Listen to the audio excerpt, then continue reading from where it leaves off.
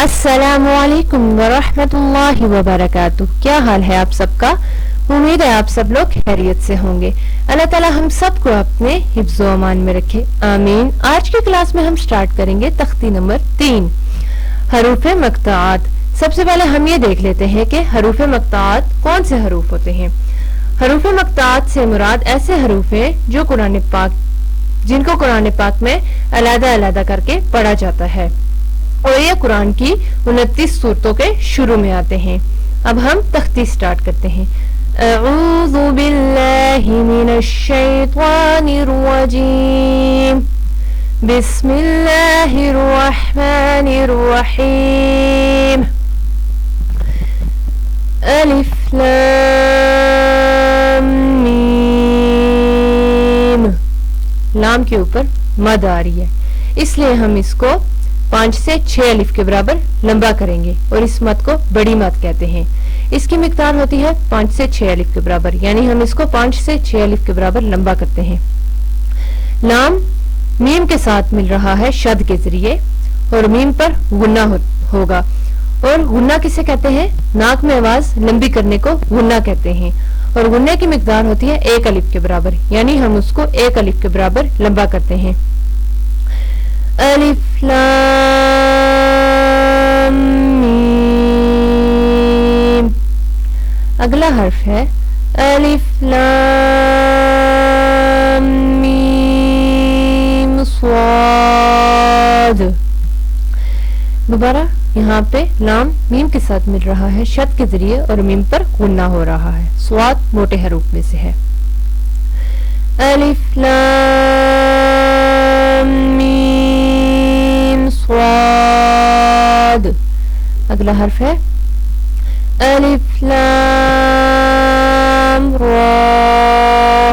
را کے اوپر کھڑی زبر ہے، اس لیے ہم اس کو 1 الف کے برابر لمبا کریں گے. کھڑی زبر کی مقدار 1 الف کے برابر ہوتی ہے، اس لیے ہم اس کو 1 الف کے برابر لمبا کریں گے. الف لام را. اگلا حرف ہے الف لام میم را. دوبارہ لام میم کے ساتھ مل رہا ہے شد کے ذریعے، اور میم پر غنہ ہوگا. الف لام میم را.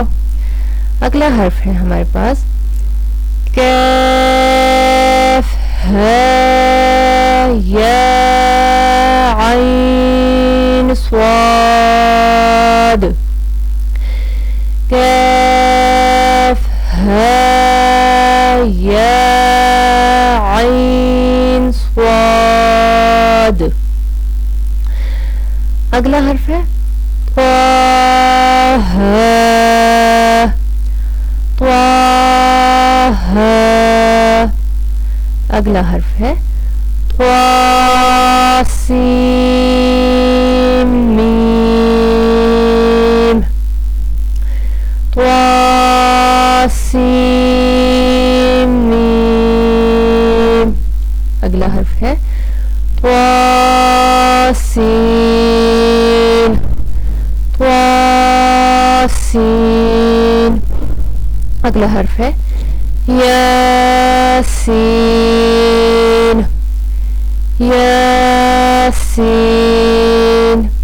اگلا حرف ہے صاد. صاد. اگلا حرف ہے حامیم. حامیم. اگلا حرف ہے حامیم عین سین قاف. حامیم عین سین قاف. اگلا حرف ہے قاف. قاف.